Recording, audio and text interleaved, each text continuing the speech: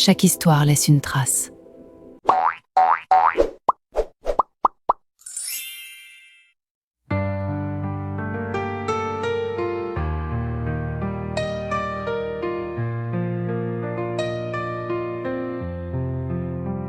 Soleil couchant, ciel en feu, un jour s'éteint, un autre naît, des pas hésitants, une route incertaine, un chemin semé d'épreuves, de pleurs et de peine, un cœur qui bat fort, un souffle étouffé, une ombre qui s'allonge, la vérité cachée. Ma fille, comment était la nuit? C'était bien maman. Il va bien, il est à l'école. Génial. Tu sais, il m'a interrogé l'autre jour lorsque nous sommes rentrés. Et que lui as-tu répondu? Rien, j'ai joué les ignorantes, mais ça l'a mis en rogne, et il m'a abandonné au salon pour aller dans sa chambre. Écoute ma fille, je pense que tu devrais lui dire la vérité. Il a maintenant 16 ans. J'ai peur que ça le déstabilise. Je ne suis pas sûre qu'il encaissera cela aussi facilement. Plus tu vas l'ignorer à ce sujet et plus il te fera moins confiance.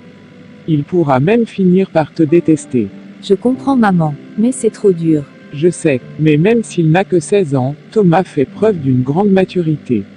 Je suis sûre qu'il comprendra. J'ai aussi peur d'être affectée en lui parlant de cela. J'ai trop souffert maman. Alors laisse-moi lui en parler. Non, laisse. C'est mon devoir et je le ferai. Je vais en parler avec lui ce week-end. C'est promis. D'accord. Si tu passes encore ce week-end sans rien dire, je le ferai sans ton accord. C'est ok maman. Mais maman, sommes-nous encore loin de l'hôpital? Non, nous sommes presque arrivés. Au prochain carrefour, tourne à ta droite. Bien. Mais dis-moi, tu es particulièrement jolie ce matin. Tu as un autre rendez-vous après l'hôpital ou quoi? Mais maman, est-ce qu'il faut forcément avoir un rencard pour être jolie? Toi aussi tu es très jolie maman. Pourtant, tu vas juste à l'hôpital. C'est toi qui m'as appris cela maman. Habille-toi toujours de façon à te sentir à l'aise. Que ce soit à la maison, au travail ou même au champ, pourvu que ce soit décent. Tu peux pimenter un peu ton habillement selon ton humeur ou ton objectif. Je constate que tu as bien retenu la leçon. Voilà, et nous allons à l'hôpital où il y a plein de docteurs. Attends un peu, je te vois venir.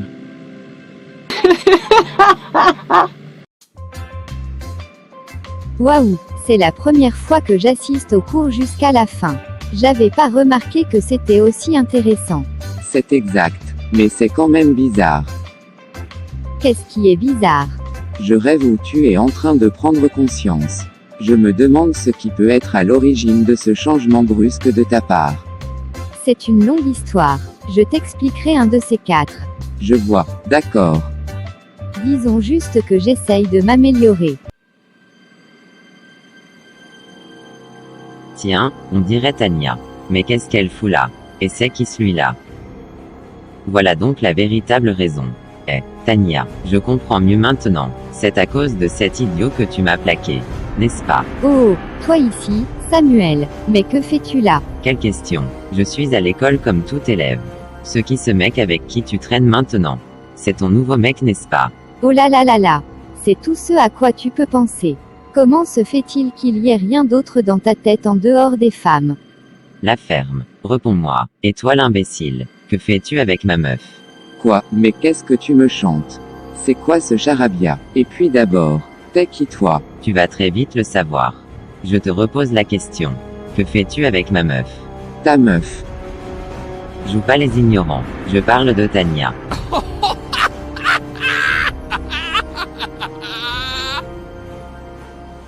Je vois, tu dois être Samuel. T'inquiète man, on sort simplement de la salle de cours. Donc, c'est pas ce que tu penses. Et puis, Tania est juste une amie. Rien de plus. La ferme. Sombre idiot. C'est comme ça que vous faites pour piquer les meufs des gens. Bla bla bla. Épargne-moi avec tes histoires de meufs. Ça ne m'intéresse pas du tout. Tu t'apprêtais à l'embrasser lorsque je vous ai surpris. Avoue-le, crétin. Yo mec, c'est quoi ton problème? Et puis, tu ne peux pas apprendre à t'adresser aux gens sans cracher d'insultes ou quoi? C'est vraiment dégueu. Tania, c'est quoi son problème à lui? J'avoue que moi-même j'y comprends plus rien. Ce mec c'est Samuel. Ouais, j'avais deviné. Le fameux Samuel. Est-il toujours aussi agressif? Oui, très agressif. J'ai constaté cela tout récemment. Mais ne t'occupe pas de lui. Ignore-le. Explique-toi Tania. Je n'ai rien à t'expliquer. Tu exagères. Mais tu lui trouves quoi à cet idiot? Alors là, c'est le comble. J'ai souvent entendu parler de toi, mais je ne pouvais pas imaginer que c'était aussi grave. Une fois de plus, vos histoires ne me concernent pas. Donc lâche-moi les basques, s'il te plaît. Ferme-la, je t'ai dit. Eh, qu'est-ce que tu fais? Je t'ai dit de la boucler. Mais c'est quoi ton problème?